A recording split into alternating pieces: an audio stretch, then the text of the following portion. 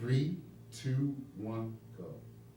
Like just to go back to some of the conversation that we had earlier and talk some about your views on the most pressing priorities for food justice work these days.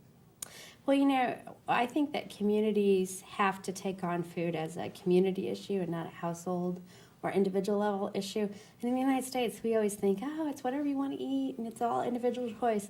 And communities really have to say, no, everyone in a community should have access to healthy, affordable, sustainably produced food. It's just a right. Mm-hmm. And if you start to think that way, then you say, wow, we really need some community-wide planning policies to really think about food. Where's food coming from? Where's food going to? Who gets to eat in our community and who doesn't? Who can't afford it? Who can't get good, healthy food? Mm-hmm. And once you start to put it as a community priority, that I think changes the ideas about food. Because, Wait, can you give some examples? well, right now we tell people in parts of Kansas City, for instance, that they don't eat healthy and it's their problem. Mm-hmm. My goodness, why don't you? We tell you all the right foods to eat and all of these kinds of things, but you don't eat healthy.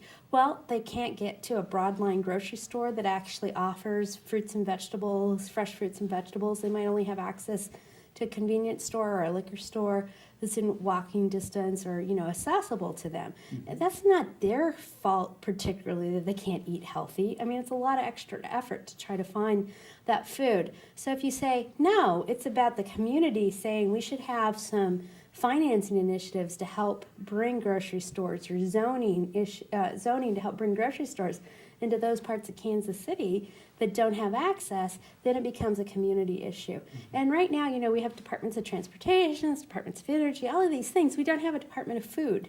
We don't have it at the municipal level. We don't have it at the state level. We don't have it at the federal level. And why not? I mean, food is something you have to have every day. So I think that that's a really important issue.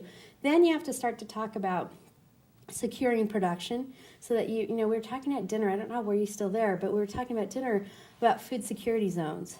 Maybe we should have areas that are protected around cities that would actually bring production into the cities just as a matter of food security and food safety, Mm-hmm. Because right now, most cities are a couple weeks from being totally out of food because that's what's in the distribution supply chain. Well, that's kind of an interesting concept as well. And so I think those are all things that you need to think about. Securing production areas, really prioritizing production so that, we protect the soil, that we have public agendas for research in terms of seeds and breeds because those are things that, really contribute to the common good. So the production is a big issue.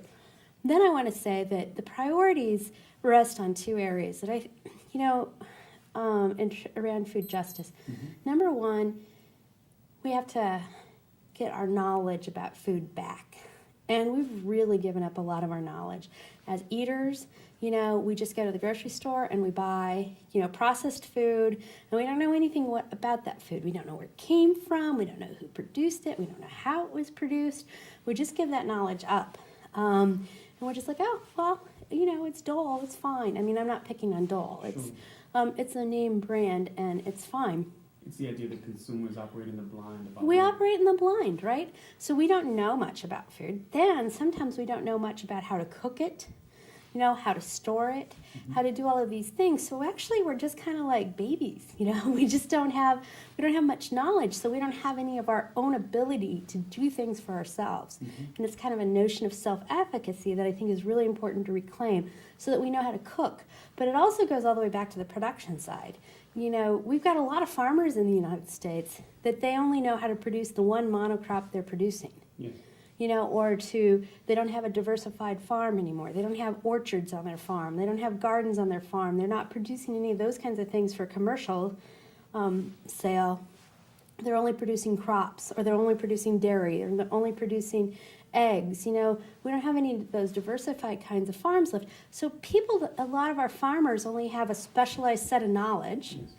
And a lot of those sets of knowledges are also tied up with seed companies and chemical companies giving them advice and all of these kinds of things, right? Mm-hmm. So we need to know, again, about how to cook, how to grow, how to store, how to process, how to distribute food in a This is- regional way. Excuse me, this is something that goes beyond disclosure about the calorie counts in food. Yeah, or what's, definitely. you know, on the label. Yeah, I'm talking about people being able to provide for themselves. Mhm. You know, we really can't provide one of our basic necessities, which is food. We don't know how to cook it. We don't even know how to select it sometimes. And so I think we have to think about how we reclaim that knowledge. And I think there's policies that can help, you know, simple things like requiring the old-fashioned home economics. I don't know that that's not what it's called today, but, you know, that every child in school should have a nutrition and cooking class, or you know, a notion of how to provide for themselves. And I think this provides a lot of self-efficacy. You know, people feel, I can do that. I can do something for myself. And so I think we have to figure out how to reclaim some of that knowledge, helping people produce together communally, thinking about soil. These are all policies that we could do around knowledge. And the idea, as you talk about knowledge, the idea is to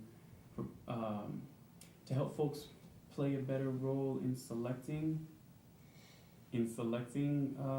their foods and preparing it. Mhm. And just knowing, because you know, if you know more about cooking, Yeah. like all of a sudden you don't buy the processed package of noodles. Why would you? And that's more expensive. You have to pay for the brand, Yeah. you have to pay for the package, you have to pay for all that. Instead, you buy the raw materials to put together, you know, a noodle dish, and it's actually not that hard because, you know, you invest in the spices, but you have to invest in the skill sets, right? Mhm. So then you can start to eat less processed food that's healthier for you, food that you put together from scratch. It tends not to have as much salt and other preservatives in it, so there are health outcomes. And then it's just like, wow, I can do this. I can do this for myself. Are there communities that you know of or that you've seen that are implementing some? Yeah, I mean, there are cooking strategies like for youth that are after-school programs, or through 4-H. There's a number of these programs.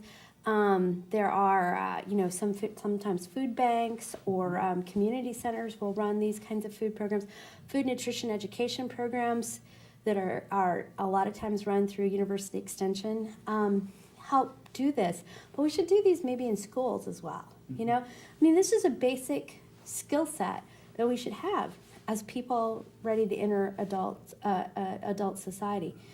And we also have to think about the production side of that. I mean, I think that there, you know, community production classes, storing and preserving food, those kinds of things can be encouraged at the community level. But we need to think about the production side and the processing side.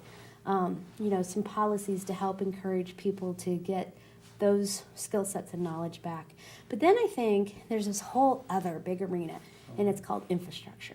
Okay. And We're breaking infrastructure down for us. infrastructure is so huge. So we have to rethink what kinds of trucks, what kinds of warehouses, what kinds of grocery stores, what kind of processing facilities for both meat products and dairy products.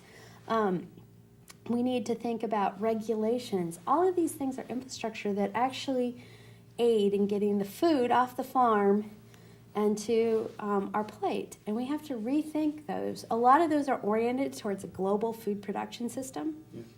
and supply system.